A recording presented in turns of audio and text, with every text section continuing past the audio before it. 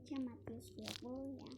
Perumpamaan tentang orang-orang upahan di kebun anggur.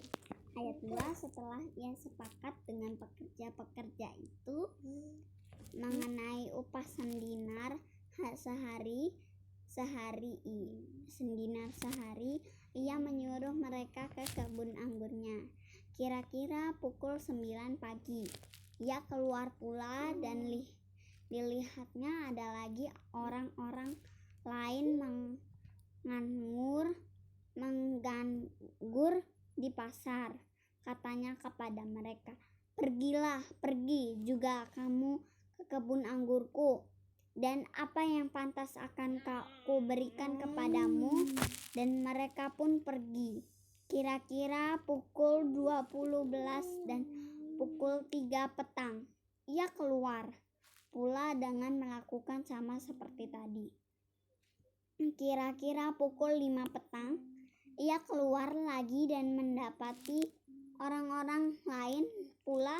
Lalu katanya kepada mereka, "Mengapa kamu menganggur saja di sini sepanjang hari?" Kata mereka kepadanya, "Karena tidak ada orang mengumpah kami."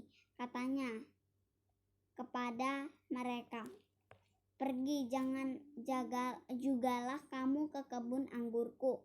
Ketika hari malam, tuan itu berkata kepada mandurnya, "Panggillah pekerja-pekerja itu dan bayarkan upah mereka, mulai dengan mereka yang masuk terakhir hingga mereka yang masuk terdahulu."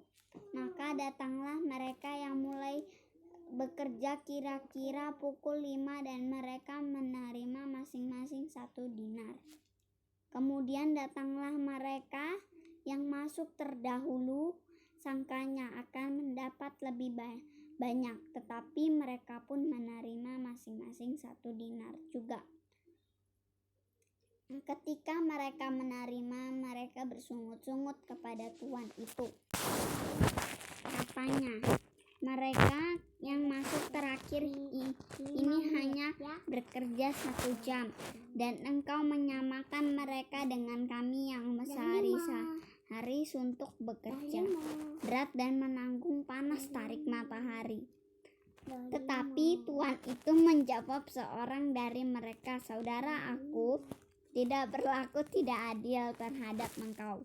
Bukankah kita telah sepakat sedinar sehari?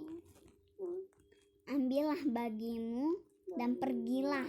Aku mau memberikan kepada orang yang masuk terakhir ini sama seperti kepadamu. Tidakkah aku bebas mempergunakan milikku menurut kehendak hatiku, atau iri hatikah engkau karena aku murah hati?"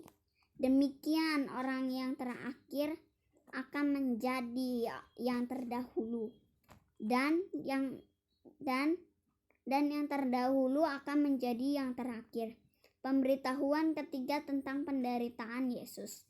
Ketika Yesus akan pergi ke Yerusalem, ia memanggil ke-12 muridnya tersendiri dan berkata kepada mereka di tengah jalan, "Sekarang kita pergi ke Yerusalem, dan Anak Manusia akan diserahkan kepada imam-imam, kepala dan ahli-ahli Taurat.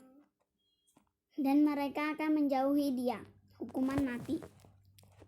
Dan mereka akan menyerahkan Dia kepada bangsa-bangsa